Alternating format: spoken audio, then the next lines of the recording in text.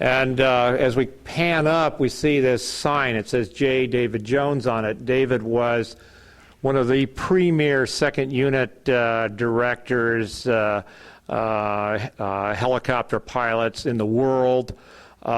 He was certainly my mentor. I'd worked 17 years in the business. I found out after working 1 year with David that I didn't know anything. And later on, we had an opportunity to do a lot of shows together. And I sure learned a lot from that man. This Don Belisario had this sign made at his David's memorial at the Van Nuys Airport a few years ago. I'm reaching up here. This is a wonderful little model that a friend of mine by the name of Bill Bowers made at the same time that we were restoring this airplane in 1958 down at Glendale School of Aeronautics. I was a student down there, an A&P student. This airplane was one of the 3 cosmic winds. There was number 3, number 4, number 5. And interestingly enough, my friend Joe Hitch behind that camera also flew this airplane. So Joe Hitch and I are standing in this hangar reminiscing. Joe flew number 94. Joe also flew Ballerina. I had the chance to fly both of them, and we're a couple of happy guys getting back together again. So the airplane was designed by Irv Culver. That was kind of a Lockheed project, wasn't it, Joe? Designed by Irv Culver, Tony. I think Tony kind of was the ramrod of the project. They built 3 of them. They had a huge Lockheed talent behind them working after hours to get these airplanes going. And these 3 airplanes, number 94 and some others, were the very, very, very first 190 cubic inch midget racers that later on became Formula One. We're still on the east wall here, and this was kind of an old poster. It goes back to 1975. And earlier in my little interview here, I mentioned that I had a chance to work with some wonderful old actors on this show that was originally called Ragwing. The airplane was Ragwing. It was later changed to Sky's the Limit before it aired. But can you imagine, I had the chance to work with Pat O'Brien and Lloyd Nolan and Richard Arlen.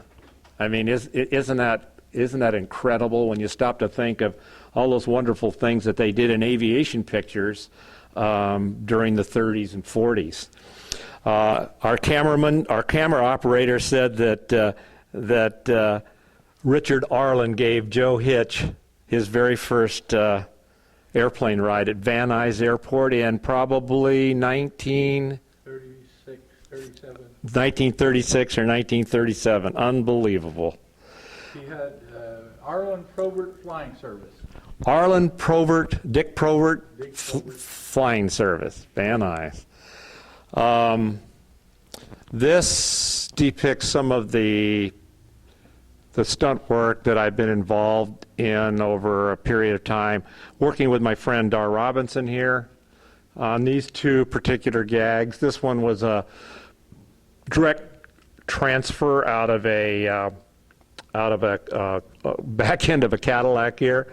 We're going across the dry lake at about 70 miles an hour, and Dar comes out of the back of the Cadillac. I fly up to him. He grabs the end strut and hops aboard. And this was for an episodic television show called Fall Guy. As you can see in this shot here, we had cameras on him. I was shooting him as he climbed aboard, and our camera car over here was shooting all the action.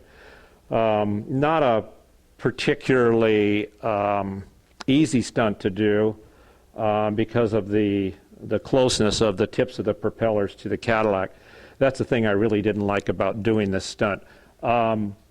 A pickup like that is much I don't know if you can get up this high, Joe, but in this particular sequence we did for Dukes of Hazzard, I'm taking a very famous stuntman off the back of the General Lee, and he's climbing up a rope ladder into the Stearman. This is 10 times safer than doing it that way. In this particular shot, the airplane flies down the runway, the car comes up underneath the airplane, and the stunt guy grabs the ladder and climbs up into the Stearman. So all I have to do is fly along straight and level. Everybody else does all the work. This is a sequence of Dar Robinson doing the very first jump from one airplane and landing on another airplane. The top frame shows my Stearman with the drogue chute open. We're going straight down in this shot. Dar Robinson has left a Cessna 182 over here, has come down, and at about 3,500 feet is starting to join up with me. He grabs the trailing edge. He's at trailing edge of the wing, and he pulls himself aboard. I start my pull out here and release the drogue chute. The drogue chute was on there to hold my down angle at 130 miles an hour. We were actually tucked slightly inverted on the dive, but we needed to hold 130 miles an hour so that he could stay with us. Our initial tests with a 6-foot drogue chute, I was doing around 170, 180 miles an hour, which was way too fast for him. We finally ended up with a 16-foot drogue chute, and that's what kept us at our 130 mile an hour descent speed. This is some more of the Dar Robinson stuff. Dar Robinson was a premier stuntman. Unfortunately, he was killed riding a motorcycle in a movie. Dar used to tell me, he said, Mike, when I was working with him on some other stunts, he said, Mike, let's be real careful of this one because it's real easy, and the easy ones will get you every time. And true to his words, he was killed. It was almost a freak accident. He had been doing stunts all day where he had been ramming a car and flipping over the top of the car and landing on an airbag on the other side. And when he was killed, he was doing just some running shots, running alongside a camera car. He got off a road, got down into the cactus. He was impaled. It was too far to the hospital, and he bled to death. So, so I guess all I can say was some of the greatest go out in strange ways. This is a little part of the museum here that depicts my mom. This is one I'm really proud of. She's sitting on the wheel of my father's Gypsy Moth in 1936. This was before she married my dad. I'm sure glad she did. And it's a real great picture of her. This is my sister, who also took flying lessons from my dad, standing in front of his one of his restorations. That happens to be a monocoop there.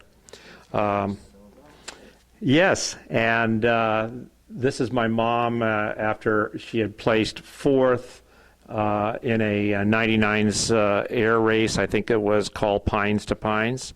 My mom, Palms to Pines. Thank you, Joe Hitch. Over here is my dad doing one of his restorations. It happens to be a Ryan STA. This was about the time he was also doing the Spirit of St. Louis for the San Diego Air Museum. Nice shot of my dad in 1938, 39. He was doubling Clark Gable in a movie, and this was a publicity shot of him climbing into a Ryan STA.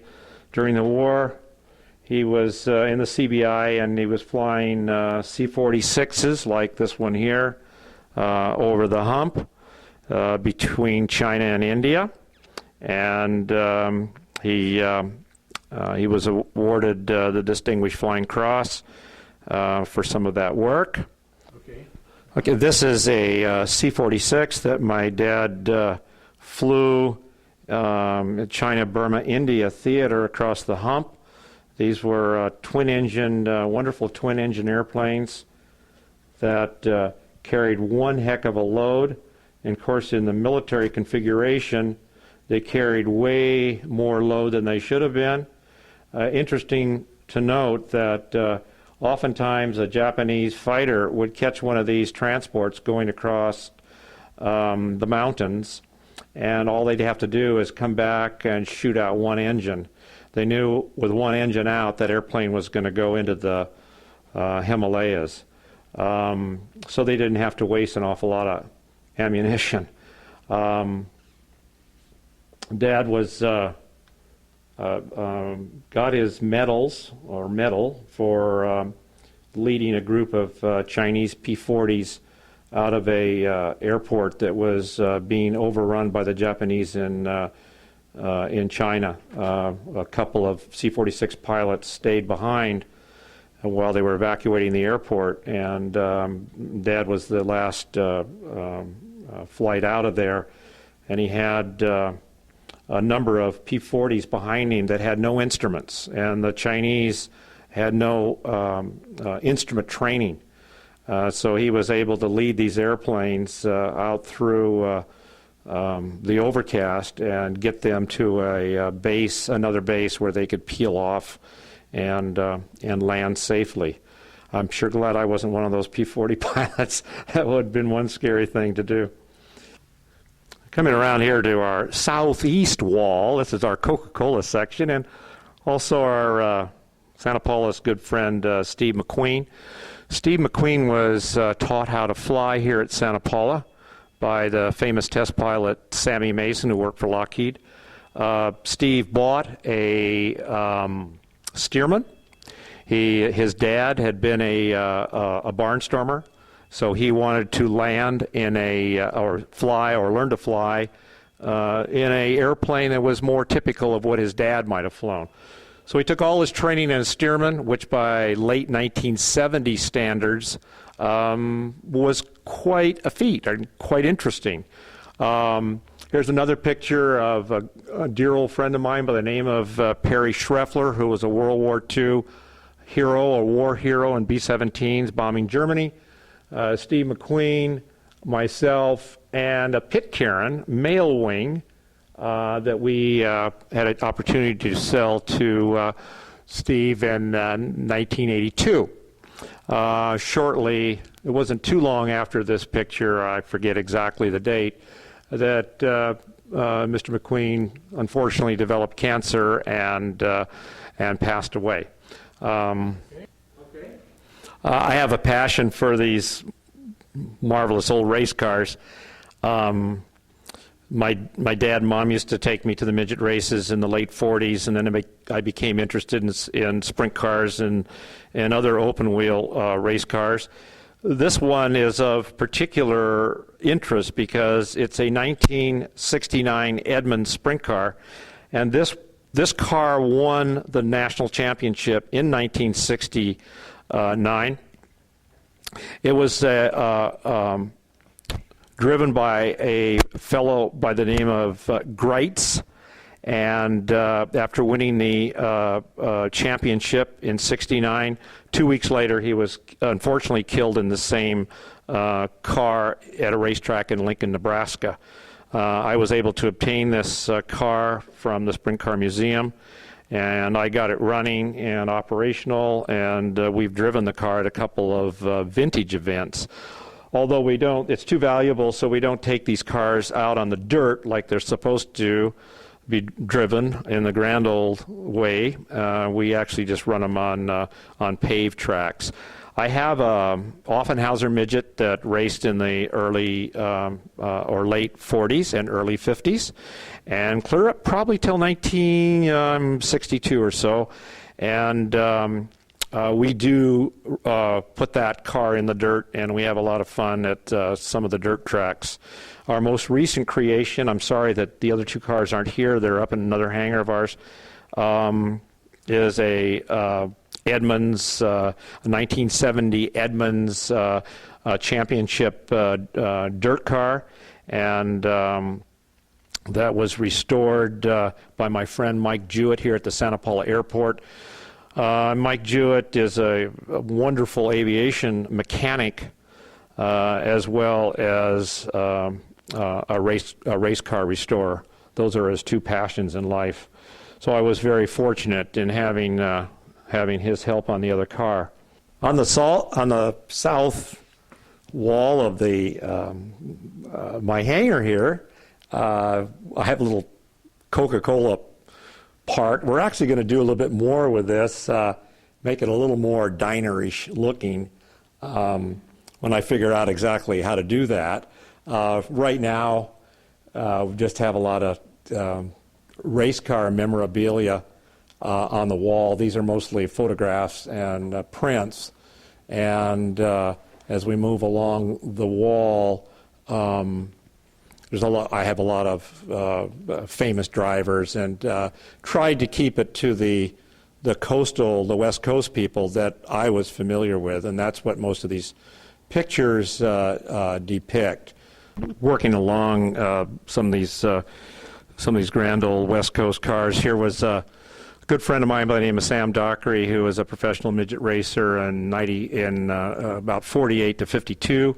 Some good shots of him. He was also on the Santa Paula Airport for many, many, many years, and he was a special effects fellow in Hollywood. I have a cabinet here, and I've got these are all die-cast models of famous midgets and sprint cars and national championship dirt cars, and some grand old Watson and Curtis roadsters down here of those earlier days. Here's a picture of astronaut Gordon Cooper sitting in my Offenhauser midget here, right here, as a matter of fact. This was taken in 1995. Gordon, not only being an astronaut and a brilliant aviator, was also very interested in race cars, and had done a lot of work on some of the Indianapolis race car configurations, including, I believe, the famous turbine cars. Nice picture here of A.J. Watson, who I had a chance to meet at one of our vintage meets. A.J. Watson, of course, builder of the famous Watson Roadsters that were king of Indianapolis for so many years. Great shot here of Sam Hanks, I believe our cameraman Joe Hitch knew. Sam was not only a famous West Coast midget driver, but won Indianapolis in 1957. This is a couple of great pictures of his, and this was another picture of his taken before the war that his wife Alice signed for me 2 or 3 years ago. This is it's way down here. I don't know why it sounds so low, but this is a picture of Lloyd Ruby. My brother-in-law, Mike Slater, who was married to my wife's sister, had a couple of Indianapolis race cars and some Can-Am cars. And Lloyd Ruby drove his Indianapolis car. In 1973, I had a chance to kind of stooge for that team a little bit and polish on the car a little bit, and mostly just sat in the car when they weren't looking and all that kind of stuff back at Indianapolis, and that was just a wonderful experience in my life. This is a lot of you probably remember these things. This was the way that bulk oil was you put the oil in here and you turn the crank, and you normally had a glass jar. Put this thing over here like this, put the jar underneath, and you just, so many turns of the crank was a quart of oil. And so we've got one of those of course, in the Gilmore colors. Here's something we could still use today for putting gear lube in a transmission. Same kind of an idea. And then this grand old gas pump. This represents 40s, 50s, early 50s gas pump. I actually wanted one with the big glass on it here, the gravity feed one, where you pump it up so many gallons and then it would gravity feed into your tank. But by the time I got around to collecting some change to buy one, they had increased in price so much that I ended up with a later model, which is, like I said, about a 50s pump, 40s, 50s pump. And it kind of worked out because I bought this pump very early on before I kind of set up the motif. And I kind of, by accident, kind of drifted into the 50s era, which was kind of my high school era. I graduated in 57. So I'm kind of proud of that. It's a little bit Hollywood, but sure is an awful lot of fun. Mike, I really appreciate you taking the time to do this with us, and it certainly isn't the professional production that you're used to, but I hope you bear with us. Joe, I had a lot of fun working with you on this. It brought back an awful lot of memories, and I know that every time that you and Eva and I get together, we have a lot of yarns to spin. I've learned an awful lot from you. You've been a great help to me over a lot of years, and I sure enjoyed you coming by the hangar and having this fun together. Well, I've got a piece of paper in the car for you. It's a right to flight, and I hope you can get it worked into the deeds in the area of Santa Paula, because it's done a great deal for the Redmond, Oregon area, and I was responsible for getting that in effect, and it allows the aviation to continue and prosper over an area without some yahoo complaining that there's too much noise. That's right. Thank you for that, Joe, and we certainly, all little airports and big airports kind of need that.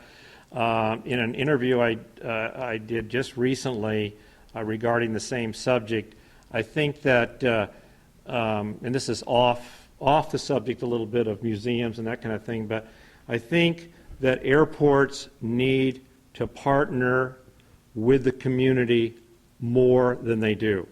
I don't think that we can no longer say, since we were here first, this airport was started at Santa Paula in 1930, and all you people moved in later, that we're right and you're wrong. They'll win. Every time. They'll win every time. It's an airport's responsibility to partnership with the community. Once you do that and get some kind of conversation going all the time, that turns into positive energy, and your airport will succeed. If you don't do it, if you fight the issue, you'll lose your airport. That's my own personal opinion, because I've seen it happen so many times. It's a fact. One thing, AOPA now has a great crusader in Phil Boyer. And Phil, I know Phil from Sacramento, and he's really fighting a good battle. So, I had the opportunity to meet Phil a couple of years ago back at AOPA headquarters. I didn't realize that you knew him, but AOPA is fighting a great battle, and everybody, every pilot, every aircraft owner should belong to AOPA. It's our first line of defense, and really our only line of defense, at least on a national level. well, Phil was the president of Sacramento Valley Pilot Association the year before I was. So whoa, here we go, Joe. Yeah. Small world. Small world stuff. Yep. Okay. Yep. Well, again, thanks, Mike. Thank you, Joe. Thank you, Eva.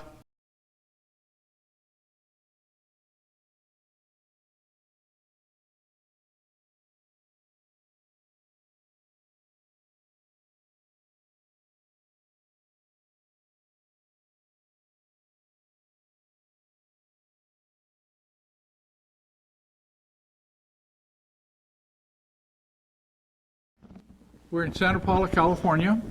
We're talking to Mike Dewey, and my name is Joe Hitch, and we're going to ask Mike questions about career in aviation, say. Mike, when did you learn to fly? probably the luckiest. I was the luckiest kid in the world. I grew up in the business. My mom and dad were both pilots, and my father was a fixed base operator in Alhambra, California, starting out in 1935 up till about 1940, 41. And like I said, I kind of grew up in the business, so I started. My dad had me logging time when I was 6 years old, and at least that's what my first logbook indicates. But I got real serious about it when I was 13. We came to Santa Paula, here where we're having this interview, and we got real serious in our brand new restored Porterfield. And actually, at the same time I was learning to fly the Porterfield, I built a little home built in our garage at home. It was actually a primary glider that we put an engine on, and I kind of learned how to weld and do a little rigging and do recover work and stuff like that.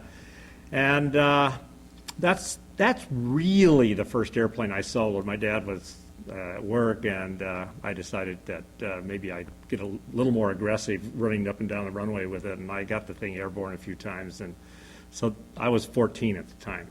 And but then I officially soloed on my 16th birthday. Of course, by then I had quite a bit of flying time.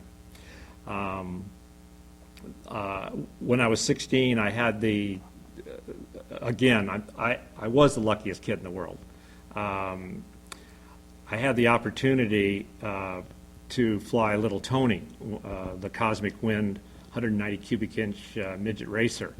And for a 16-year-old to fly that airplane, it would be like a 25-year-old flying a F-104. You know, I was kind of the hero around high school for a while, and that whole experience kind of started me into that kind of phase of aviation. Soloing at 16, I got my private at 17. I got my commercial flight instructors at 18, and I got my A&P when I was 17 and 18. So by the time I was 19 years old, I was ready to start my own fixed base operation. And I started that at Santa Paula.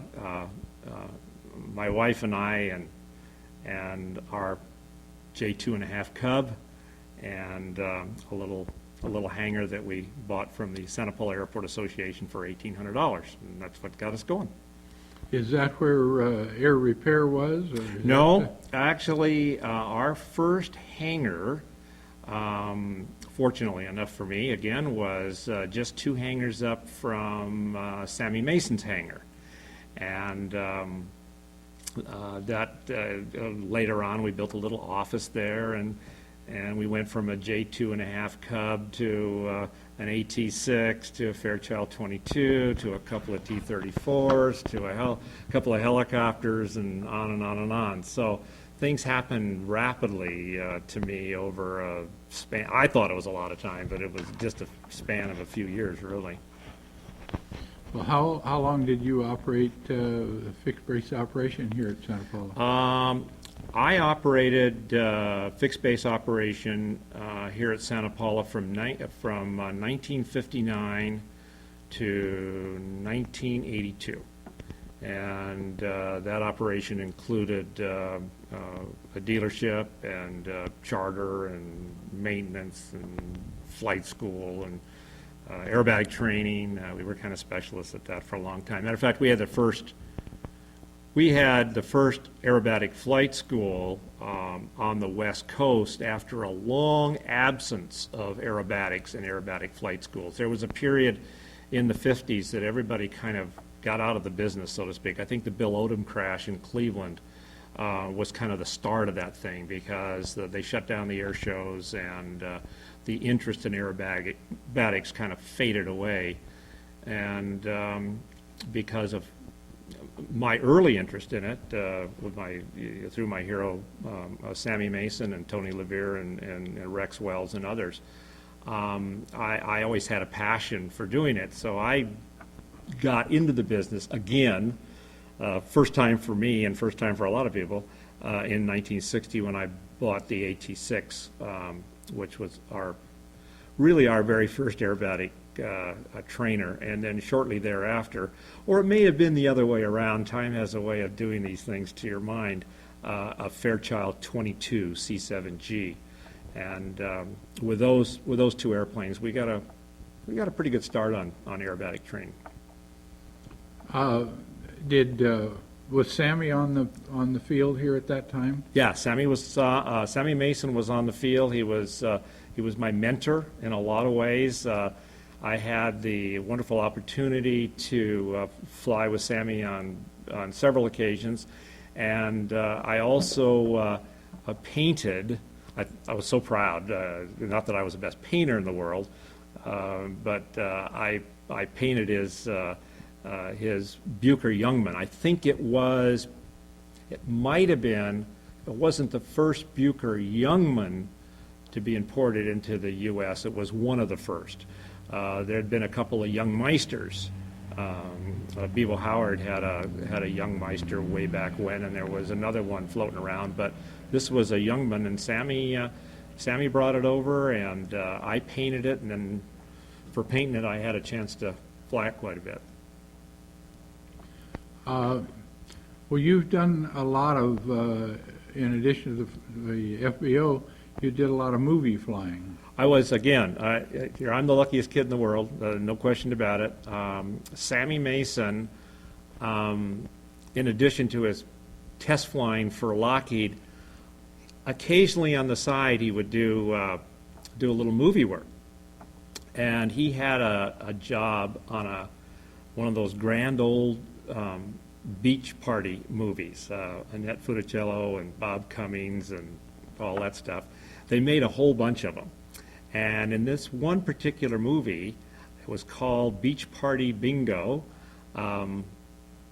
there was a lot of flying in a Super Cup, and takeoffs and landings had big Tundra tires on it, and we were taking off and landing down at the beach, and there was a fairly heavy-duty air-to-air aerobatic sequence doubling Bob Cummings, who was supposed to be flying the airplane. And Sammy was supposed to do all that, and 2 days before he was supposed to do it, he couldn't because of a Lockheed commitment, a test flying commitment. So he put the good word out to the production company that he had a backup guy that they ought to try, and they did, and they tried me, and that's what started me in the business, and I was in the business for actually 35 years. I didn't realize that you had done the work on Beach Blanket Bingo. An interesting note here, the Cub that your dad bought from Eve and I, Bob Cummings flew while we were in Sacramento. He took his son Charles and his wife Gigi for a ride in our Cub. So, that's aviation small world stuff, Joe. It's wonderful, isn't it? Isn't it, though? Gosh, yeah.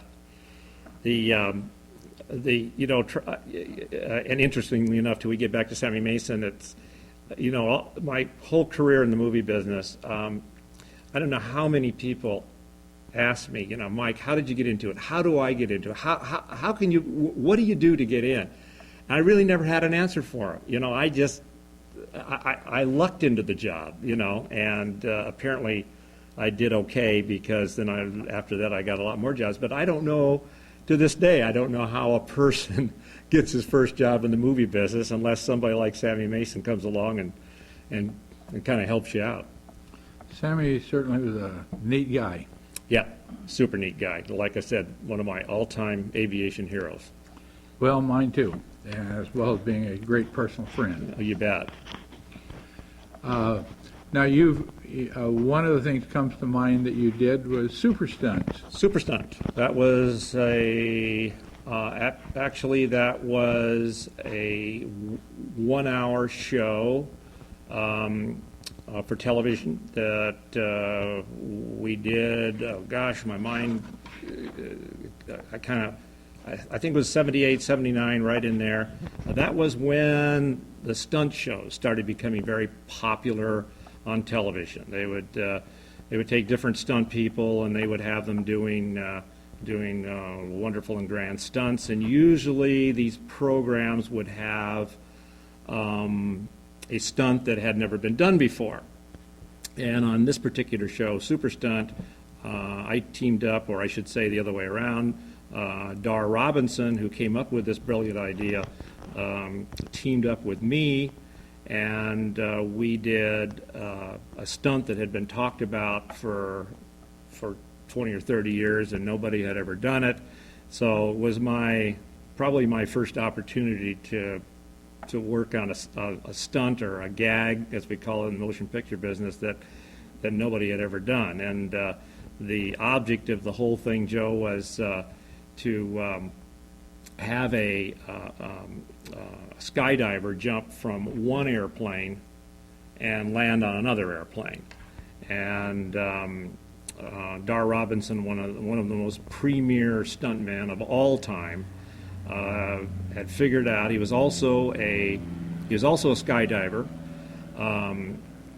He figured out a way to do it, and I had another very dear friend of mine, a stuntman by the name of Joe Canutt, call me up, and he said, "Mike," he said, "when Dar Robinson calls you," he says, "don't hang up on this guy." He says, he's real, and he knows what he's talking about, and he says, it'd be good for both of you if you had a chance to talk a little bit. And so Dar called me up and presented a plan to me over the phone. We got together, and it made sense to me, and we worked about 3 months on the details of the thing, and then we went out to Mojave, where we practiced for a week or so, and we made changes in our drogue chute that attached to the back end of the Stearman I was flying in order to slow it down. My vertical descent speed had to be slowed to 130 miles an hour. And then we actually had to go out and perform the stunt for real before they brought the cameras up to do it one more time for real. And that was quite a moment. We climbed to 12,500 feet, and I was flying alongside a Cessna 182, and Dar was in the 182, and I was in the Stearman.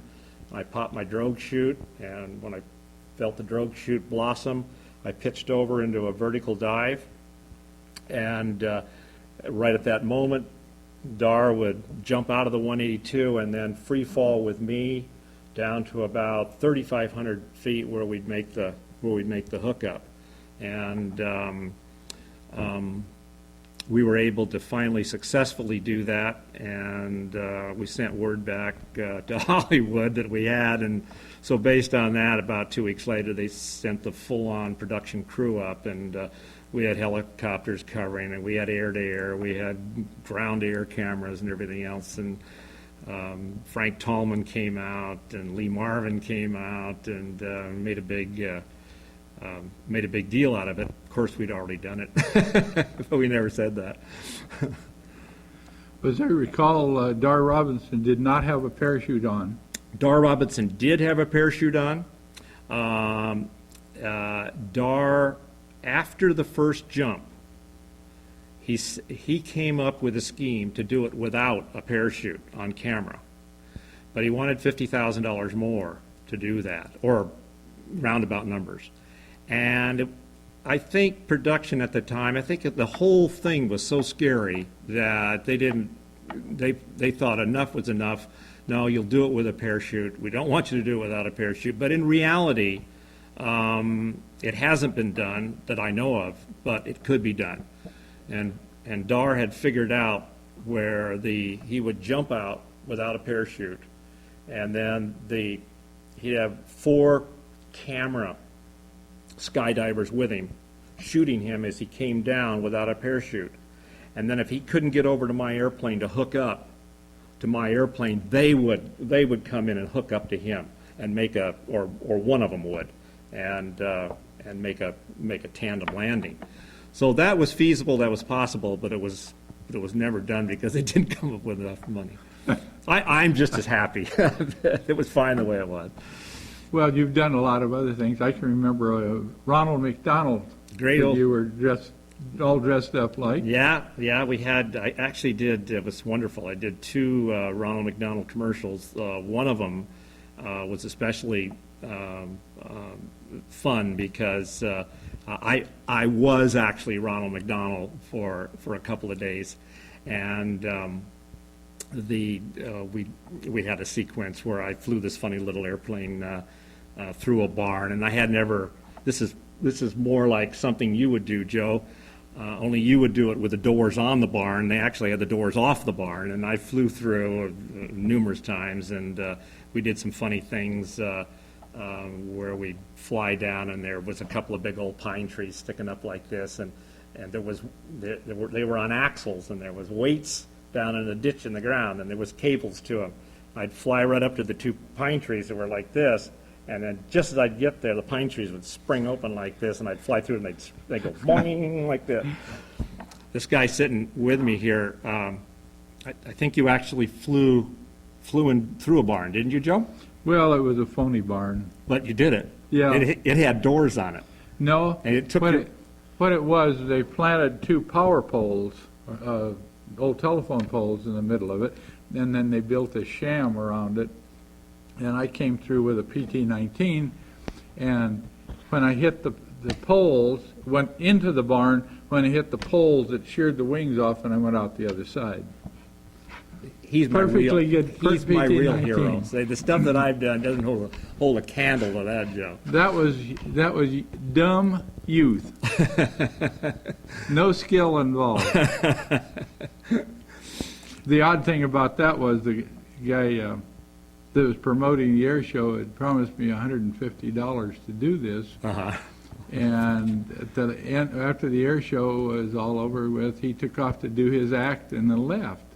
But he also had the purse in his pocket. The $150. Plus everybody else's money. Anyway, he was apparently known for that. Well, in addition to Ronald McDonald, you did a Shell commercial that I can remember. Fun on a Shell commercial that we did over in Sedona. I was flying a Pitts at the time, and the most fun about that for me, and the most challenging part of that commercial was that I had a lot of lines that I had to remember because we did the flying sequence and the aerobatics and stuff, and of course Sedona is a beautiful place to do that kind of stuff, and some very low-level flying and everything, and then the last part of the commercial, I had to do a testimonial to Shell, and Joe, I worked and worked and worked on that. I memorized it. I thought I had it, but I had done lines in movies, but they were always little short things like, I'll take it, I'll prop it, stuff like that, or opening somebody's door. But I never had a whole spiel like that, and I did a terrible job. Oh, it was awful. And the sun was going down, and I still was screwing up my lines. And we finally finished it with cue cards. So that was a humbling experience for me. Trust me. The best, the all around, and people have asked me this, the best show I ever worked on was a show that they did. In the old-fashioned way. It was kind of a fluke. I had, and probably the best learning process I ever had was on a movie called The Great Waldo Pepper, and it was the last feature, big-time feature that was shot in the old way. And what I mean by the old way is they didn't use helicopters for camera ships. It's so much easier to use a helicopter as a camera ship as opposed to fixed-wing airplanes. You're not shooting around struts, you're not doing this, you're not doing that. You can land right at the site, you can refuel, you can talk about things, you can take off again. But when you're using fixed wing, and especially if you're working away from an airport, it becomes a lot more challenging. But the director on that show, a guy by the name of George Royhill, and he just died recently, but he was a fantastic director, and he was a very good friend of Frank Tallman's. And at the time, I was doing a little flying for Tallman's, and I did quite a bit of flying for Tallman's, actually, over the years. And this was something that George wanted to do. It was an old-timey movie about old-timey barnstormers, and he wanted to shoot it and direct it in the old-timey way. So I got a chance to be in on that thing, and it was one of the greatest experiences of my life. And of course, to fly with some of those wonderful pilots on that show and to be involved with it was pretty special. Well, then you got to take the airplane and do a publicity tour with it, didn't you? Yeah, we did. After the show, after we shot the thing, about probably within a year, another pilot and I took the Fokker triplane and the Sopwith Camel on a tour all over the United States, and we put on I think it was almost 40 air shows, or 35 air shows, or something like that, and it was they were free air shows, and they were primarily for kids, and we were the only ones in the air show. So we had to, we had a couple of shows where there were like 25,000 people there. They were huge because they were free. And we had to seriously think about what we were going to do to entertain 25,000 people. And so we had a lot of fun doing it. The other pilot's name was Scott Tomlinson, and we came up with some great gags to keep ourselves amused and the kids amused too. I remember here at Santa Paula, Hugh Downs came out here one time for a segment on 2020. Yes. That you and Dave Jones put on. Yeah, that was a wonderful experience. One of my real heroes in the motion picture business, and my mentor in the motion picture business, was David Jones. David Jones passed away recently, but one of the finest second unit directors, aerial coordinators in movie making history. And I had a chance to work for many, many years as his assistant, his right-hand man, and that was, I mean, he, I thought I knew a lot about movies when I went to work for him, because I had been doing it for, I'd been doing it for 15 or 16 years. And then I went to work for him and found out that I didn't know anything. And that was really an experience, working with Dave, and we did Airwolf together. I was two and a half seasons on Airwolf with him. We did all the preliminary work before we ever got into the episodic television shows, and then all through the season, and it was great. I was working not only out on the line, so to speak, at the different locations, but I was working back at the studio as well. So it taught me both ends of the camera, and I'll never forget it. That job kind of led into the 1984 Olympics, and that was a whole different deal. So I've had a lot of fun. Well, you also, as I recall, did a Magnum segment with Bill Lucking. Yes, we did. We did a Bill Lucking, who's a Santa Paula guy, or was a Santa Paula guy, a great actor. We did a Magnum PI spinoff. It was a pilot. Unfortunately, the show didn't go as an episodic television show, but it was a great pilot. And then, probably as a result of that, I did maybe a half a dozen Magnums as well. I loved Magnum shows because I got to go to Hawaii all the time, and they'd send me over first class on the airliner, and that made me feel really good. And I'd spend a couple weeks over there, and I can think of worse places to hang out, Universal had a wonderful studio over in Oahu, and it was like no other studio in the world. And I loved going there because they had they had like the typical Hawaiian atmosphere, and they had grass, and they had chickens running all over, and bunnies and stuff like that, and it was just a whole. It was certainly a lot more laid back than Universal down here. Well, Don Belisario was also the producer and director on Airwolf. Yes, yeah, that was Don's show as well, and I had the pleasure of meeting Don more than once because I was working for him, I guess, and actually we went flying in my Stearman. I had my Stearman down there for a show, and Don came out and flew my Stearman a little bit. Don was an old Marine Corps guy, and he was a great little helicopter pilot, and he had a lot of fun in that Stearman as well. I got involved a little bit with you on Airwolf in that you used our Skyfox. That's right. That's when I got for the to second ride around in it. Yeah. Well, the rest of us could only watch. Yeah, we did. Joe,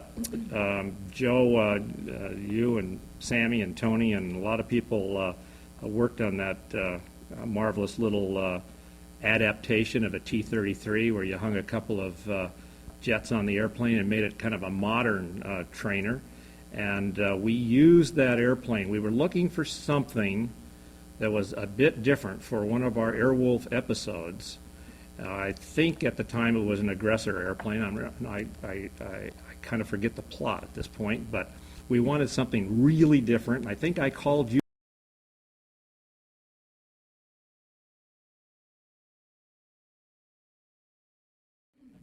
Since you retired, you've also gotten interested in race cars. Yes. Midget race cars. Midget race cars, sprint cars, vintage sprint cars, vintage championship dirt cars.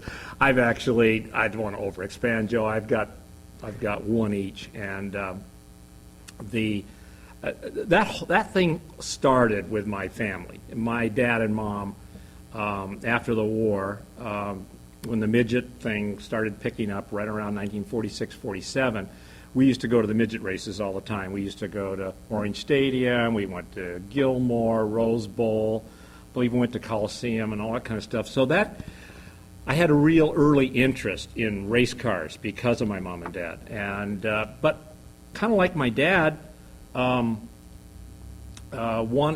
wanting to fly a P-12, I had to go out and buy a vintage car before I could drive one. I always wanted to drive a midget, but so I had to finally buy an old midget, and that's been a lot of fun for me. And I have 2 or 3 of them. But my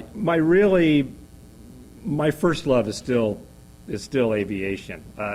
I've got to admit that. Well, I think everyone needs more than one thing to be interested in. Yeah. I got a kick out of one of the billings you have on the wall there. It's for the Rose Bowl in 1946. Uh-huh. My real good friend Johnny Garrett was racing in that race and had an accident and got on fire and was burned pretty bad in that particular race. So that brings back some. Looking at your memorabilia has brought back a lot of fun things for me. Oh, sure. And Joe,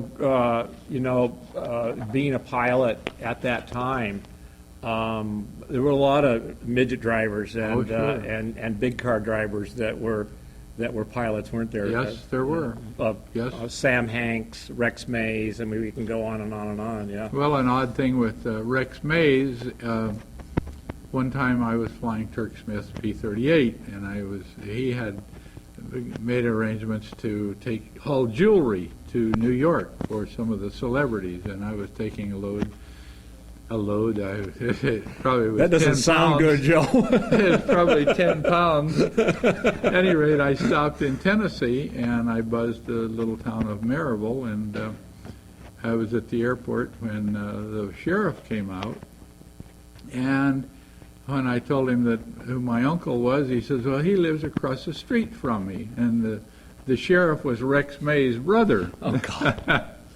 And I knew Rex on the coast. Oh, my gosh. But my uncle came out and picked me up, and as on the way back in, he says, "Now, Joe, I don't think that we should tell Bessie about this." And Bessie was my aunt. One, the P-38. Two, you were hauling 10 pounds of diamonds to New York. Anyway, Broke all the windows out of the armory. yeah. Oh, on the buzz job. Yeah. Mm-hmm. Okay. But anyway, a lot of things come back to mind on these.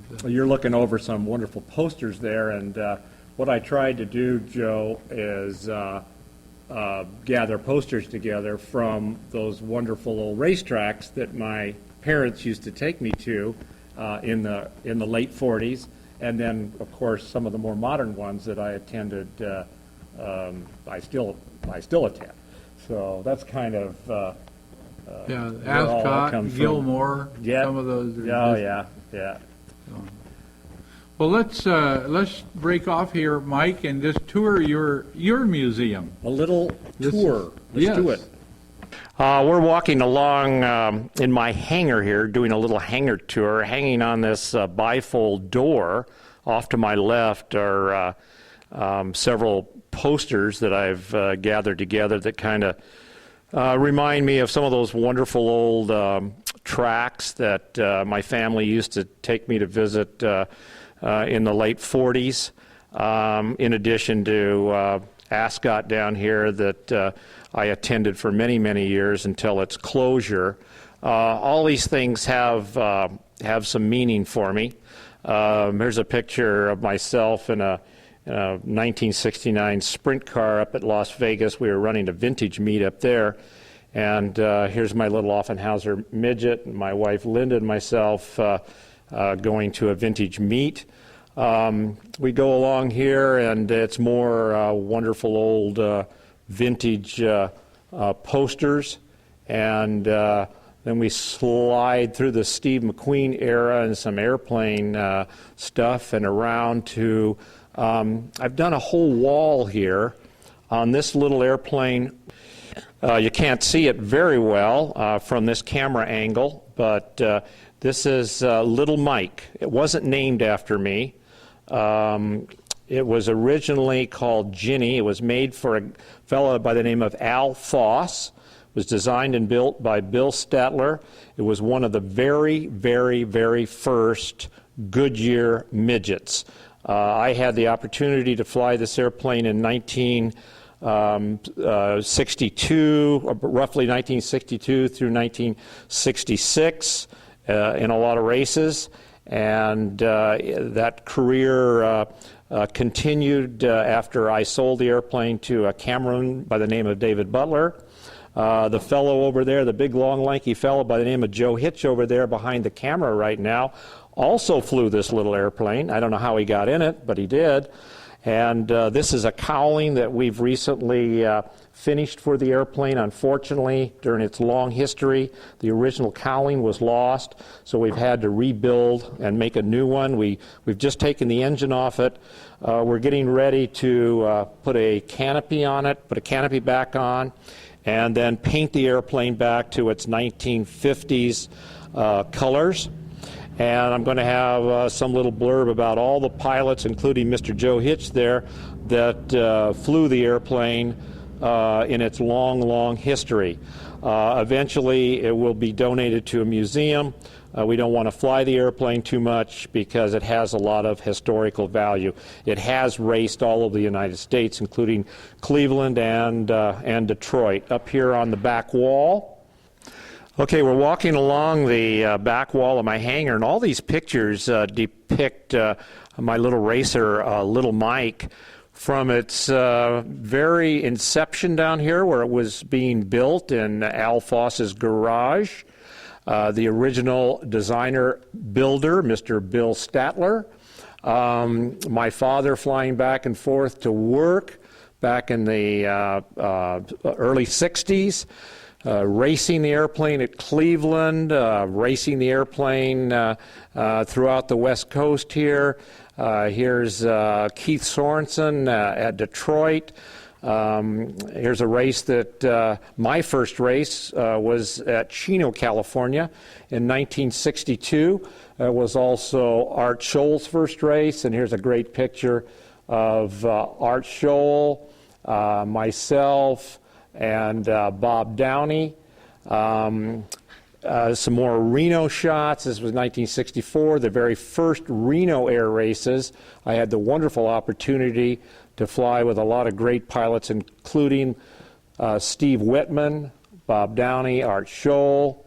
As we kind of run up here, here's one of my favorite shots of all time. This great big picture here shows the Jimmy Kessler Special, number 31, Deerfly, number 39, Little Tony, number 3, Ballerina, number 5, let's see, Minnow, number 4, and way back there in the back, number 94, Little Mike.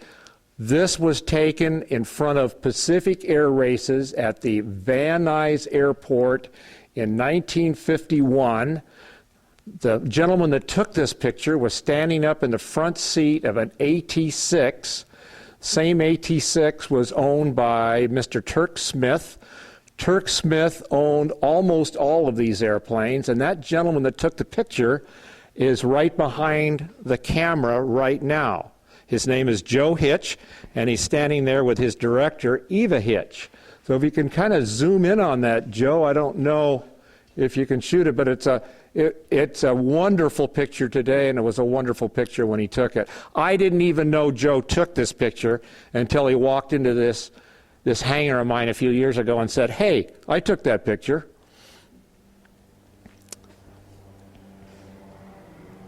We're wandering along here towards the shop part of this hangar. We're doing some work on this twin Comanche that's right behind us. I'm kind of thinking about flying this airplane around the world, and we're just setting up for some of the equipment right now that we'd like to put in the airplane for a flight of that kind. Behind all this stuff is some more of the some of the early newspaper articles and other memorabilia that pertains to Little Mike, number 94, and some of the cosmic winds. Some of this stuff goes back to about 1948.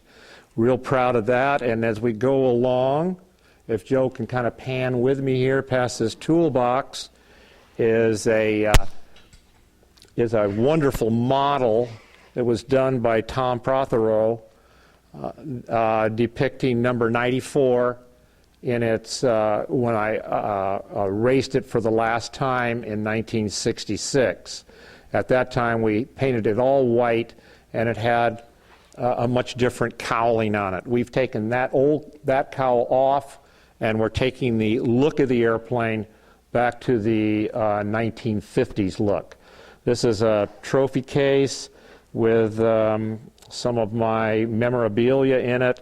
A lot of great memories there, including Reno Air Races 1964 that I'm most proud of.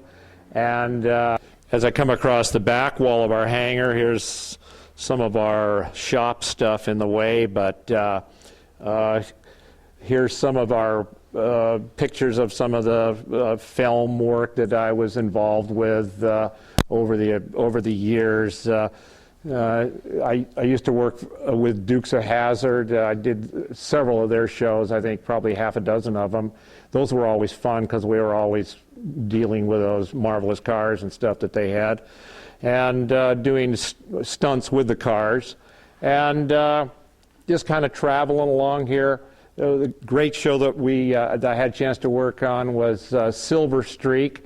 I was actually flying Cliff Robertson's, the actor Cliff Robertson's Tiger Moth in that show. Here's some Magnum stuff here. Had the opportunity to, this was shot over in Hawaii, and here's a